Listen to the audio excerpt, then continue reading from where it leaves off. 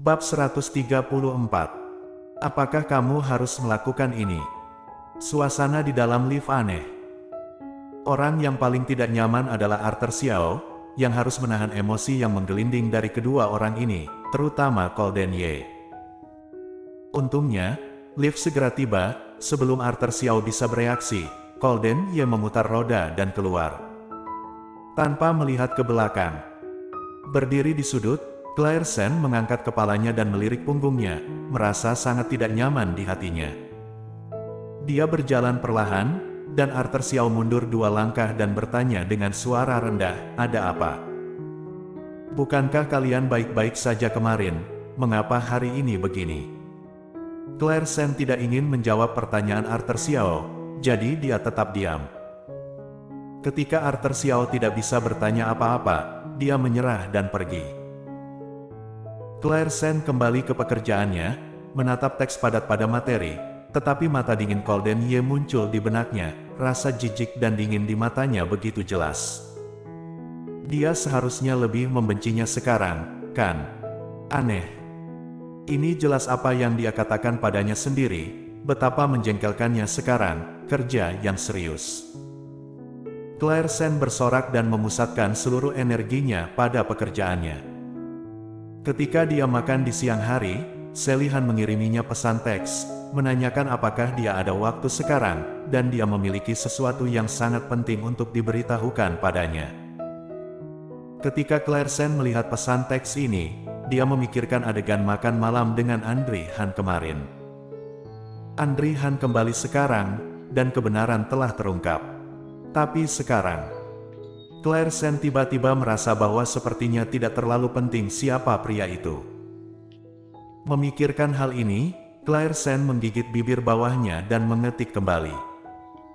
"Aku harus bekerja, mungkin tidak ada waktu."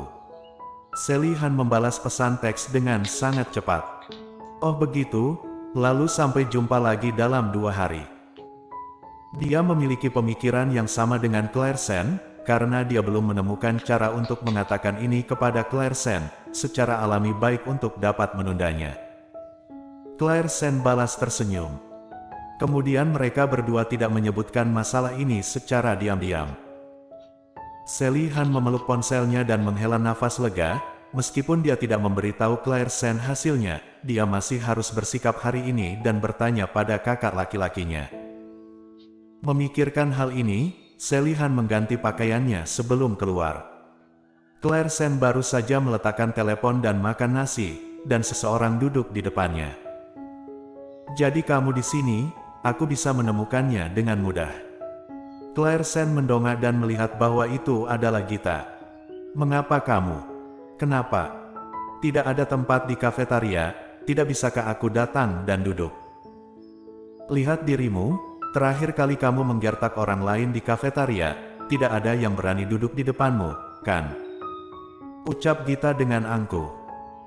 Mendengarkan, Claire Sen tidak bisa menahan diri untuk tidak mengerutkan bibirnya. "Ya, semua orang takut padaku, jadi mengapa kamu duduk di depanku?" Gita bersenandung, "Itu karena aku benar, aku tidak takut padamu." Claire Sen. Gita melihat orang-orang di sekitar, lalu tiba-tiba datang dan bertanya, "Apakah kamu menyerang lebih dulu saat itu?" Mendengar, Claire Sen tercengang, dan kemudian menggelengkan kepalanya dengan jujur. "Tidak. Betulkah? Menipumu untuk mendapatkan uang?" Gita tercengang, lalu melangkah mundur dan mendengus berat, "Berarti mereka yang menyerang lebih dulu." "Ya, aku disiram dengan sup, aku baru melawan." "Sial. Apakah mereka benar-benar menyerang duluan? Ini benar-benar." Beberapa orang yang biasanya terlihat sangat lembut, mengapa mereka begitu kejam? "Jadi kamu baru bertahan dan melawan, keren. Claire Sen.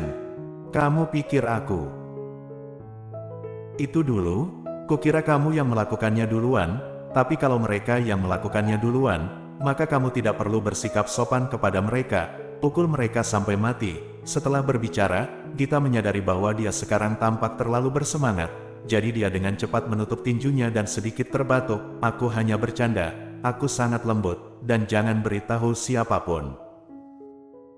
Selanjutnya, Gita mengobrol dengan Claire Sen dan berkata kepadanya sebelum pergi, "Aku pikir kamu adalah orang yang baik dan cukup berani, apakah kamu ingin berteman denganku?" "Hah? Teman?" Claire Sen berdiri di sana, apakah dia juga bisa? Sejak bergabung dengan perusahaan ini, tidak ada yang mau peduli padanya, karena semua orang mengira dia masuk melalui pintu belakang, jadi dia sangat meremehkannya.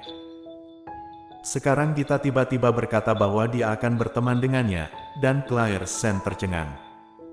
"Mengapa kamu tercengang? Apa kamu tidak senang?" Mata Gita terbelalak, menatapnya tidak senang.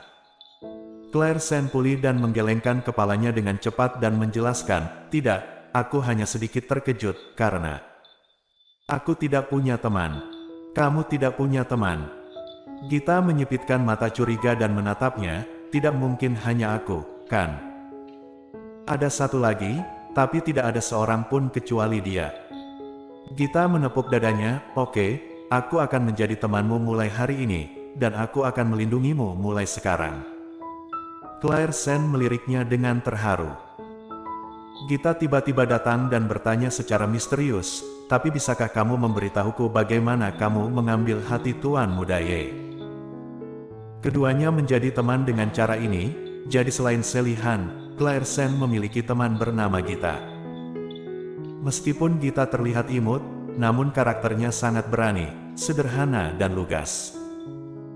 Setelah pulang kerja, Gita datang menemui Claire Sen secara langsung, mengajaknya makan di sekitar, dan kemudian diam-diam bertanya tentang Golden Ye.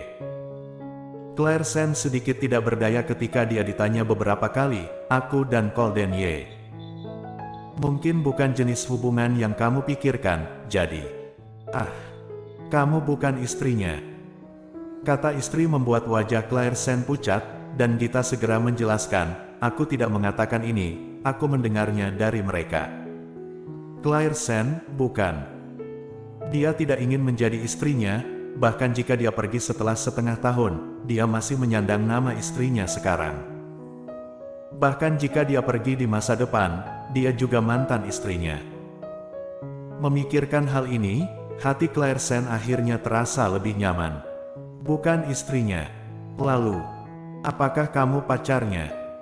Nama Gita mengubah wajah Claire Sen. "Tidak, jangan asal tebak." "Oke." Setelah keduanya berpisah, Claire Sen kembali ke kediaman Ye. Ketika dia memasuki pintu, dia kebetulan bertemu dengan Davin Ye. Setelah keduanya menyapa, Claire Sen naik ke atas. "Setelah memasuki kamar, aku menemukan bahwa selimut di tempat tidur hilang." Dia melihat dan menemukan bahwa selimut telah kembali ke tempat tidur Golden Ye.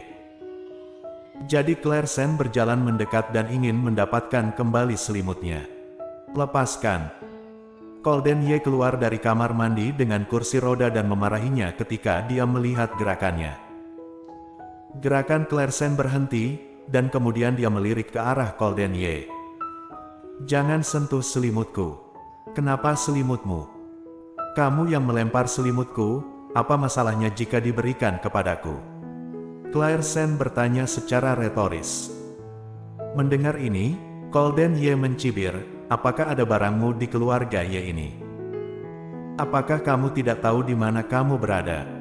"Claire Sen, apakah kamu harus melakukan ini?" Claire Sen menarik napas dalam-dalam dan bertanya, menatapnya dengan tegas. "Bersambung."